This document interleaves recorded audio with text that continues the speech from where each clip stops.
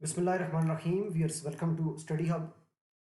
Viewers, आज के video में हम डिस्कस करेंगे फेडरल पब्लिक सर्विस कमीशन की तरफ से पूछे गए सीनियर एडिटर्स के इंटरव्यू में जो क्वेश्चन पूछे गए थे उनको हम डिस्कस करेंगे वन बाय वन डिटेल के साथ।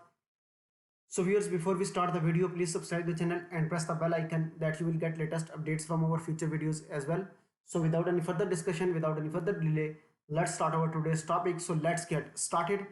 Question number 1, which was asked by FPSC panel, what is the entry of adjustment. Viewers, question number 1 जो पूछा गया सीनियर एडिटर्स के इंटरव्यू में federal public service commission panel की तरफ से, एंट्री ऑफ एडजस्टमेंट क्या है।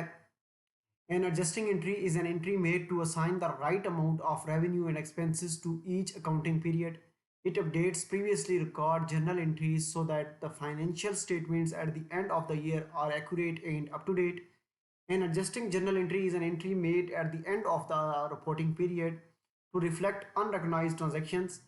This often pertains to the accounts for accrued expenses, accrued revenue, prepaid expenses, and unearned income. Here's adjustment की एंट्री के बारे में पूछा गया था। Adjusting entry is an entry जो made to assign the right amount of revenue and expenses. ये entry इसलिए की जाती है कि असाइन करें right amount of revenue and expenses को ईच अकाउंटिंग पीरियड में, और अपडेट करें प्रीवियसली रिकॉर्डेड जर्नल एंट्रीज को, ताकि जो है financial statements at the end of the year are accurate and up to date.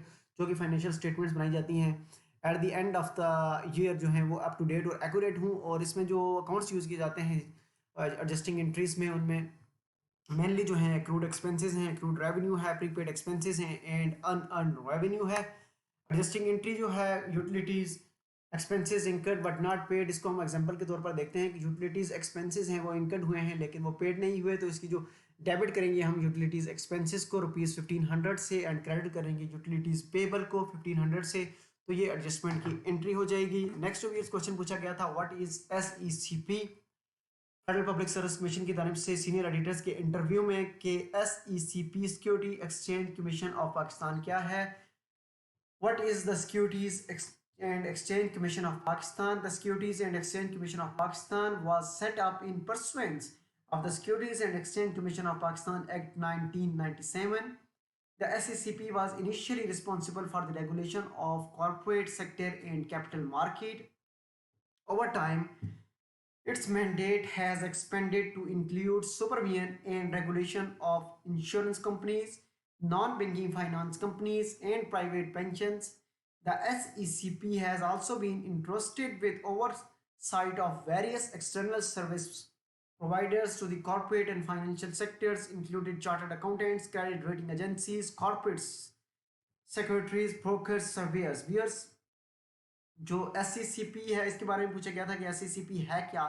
Securities exchange commission of Pakistan जो है setup in pursuance of securities and exchange commission of Pakistan के act 1997 के act के से जो है इसको pursuance of securities exchange commission of Pakistan हुआ। और उसके साथ साथ जो इनिशियली रिस्पॉन्सिबल था regulation of corporate and sector and capital market, उसके साथ साथ ओवर टाइम इसका मैंडेट एक्सपेंड किया गया। Supervision regulation of insurance companies, non banking finance companies and private pensions को, जो कि SECP also been entrusted with oversight of various external service providers, corporate and financial sectors, including chartered accountants, credit rating agencies, corporate secretaries, brokers, surveyors. Next question जो पूछा गया था इसी से related था कि when Securities and Exchange Commission of Pakistan was formed, कि securities exchange commission of Pakistan कब एस्टेब्लिश हुआ, कब फॉर्म हुआ। तो the securities and exchange commission of Pakistan was set up in pursuance of the securities and exchange commission of Pakistan act 1997 and became operational on January 1st 1999। Viewers,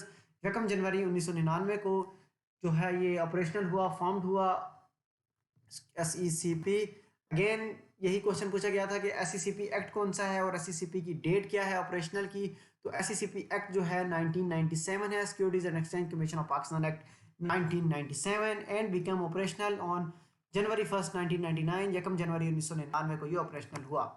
इसके बाद question पूछा गया था who was the first prime minister of Pakistan. Mister Liaquat Ali Khan was the first prime minister of Pakistan. उनका tenure जो था 15 अगस्त 1947 to 16 अक्टूबर 1951। ये question पूछा गया था कि first prime minister of Pakistan कौन था। Mister Liaquat Ali Khan was first prime minister of Pakistan. दूसरा, इसी से रिलेटेड क्वेश्चन पूछा गया था कि what happen to first PM of Pakistan and on which date, के क्या हुआ था पाकिस्तान के पहले वजीर आजम के साथ और किस डेट को ये हुआ था। तो नवाबजादा लियाकत अली खान जो पाकिस्तान के पहले प्राइम मिनिस्टर थे, कुछ डिटेल्स उनकी देख लेते हैं। वो बॉर्न पैदा हुए 1 अक्टूबर 1895 1895 को, North Western Provinces British India, now Uttar Pradesh जो है इंडिया में। जो डाइड वियर्स, उनकी असैसिनेशन की गई 16 अक्टूबर 1991 को at the age of 56 years Rawalpindi में। जो लियाकत बाग है, लियाकत बाग में उनकी जो है असैसिनेशन की गई 16 अक्टूबर 1951 में, वेस्ट पंजाब पाकिस्तान, रावलपिंडी में। और जो कि मैनर ऑफ डेथ, दो 6 मैनर ऑफ डेथ उनका जो था असैसिनेशन थी, उनका कत्ल किया गया था। लियाकत अली खान साहब को असैसिनेट कर दिया गया था 16 अक्टूबर 1951 में व्यूअर्स, जो कि पहले पाकिस्तान के वजीर आजम थे। इससे related federal public service commission ने सीनियर एडिटर्स के इंटरव्यू में ये क्वेश्चन किया था। उसके बाद जो उनके क्वेश्चंस थे वो थे कायदे आजम के 14 पॉइंट्स से रिलेटेड, कि कायदे आजम मोहम्मद अली जिन्ना के 14 जो पॉइंट्स थे, मार्च 28 1929 1929 मार्च 28 में कायदे आजम मोहम्मद अली जिन्ना presented his famous 14 points on March 28 1929 to the Muslim League Council at their session in Delhi. Since all the Muslims opposed the Nehru report, these points were to counter the proposals made in the Nehru report. और Nehru report के counter में, जो कि Nehru report 1928 में आई थी, उनको counter करने के लिए Quaide Azam Mohammad Ali Jinnah who was the founder of Pakistan, उनके जो 14 पॉइंट्स थे, जो कि मार्च 28 1929 को ये को कायदे आजम के 14 पॉइंट्स जो दिए गए थे, उसमें जो पॉइंट्स नंबर 1 था हमारे पास, the form of the future constitution should be federal with the residuary powers vested in the provinces, के future constitution should be federal होना चाहिए। Uniform measure of autonomy shall be granted to all provinces, number 2 ये था point कायदे आजम मोहम्मद अली जिन्ना का। Number 3 पे all legislatures in the country and other elected bodies shall be constituted on the definite principle of adequate and effective representation of minorities in every province without reducing the majority in any province to minority or even equality. Number 4 जो point था कायदे आजम मोहम्मद अली जिन्ना का, in the central legislature Muslim representation shall not be less than 1/3.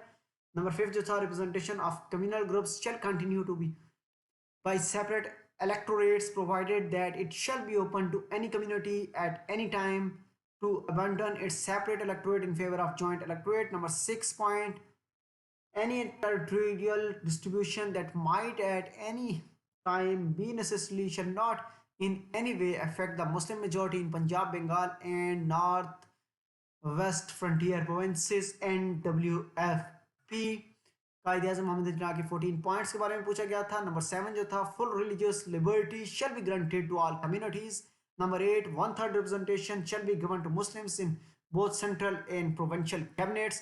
Number 9, no bill or resolution shall be passed in any legislature if 3/4 of the member of any community in that body oppose the bill.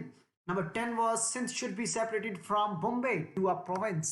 Number 11 point was reforms should be introduced in the NWFP and Balochistan on the same footings as in the other provinces. Number 12 point was Muslims should be given an adequate share in all services having due regard to the requirement of efficiency. Number 13 point was the constitution should embody adequate safeguards for the protection of Muslim culture, education, language, religion and personal laws as well as for Muslim charitable institutions.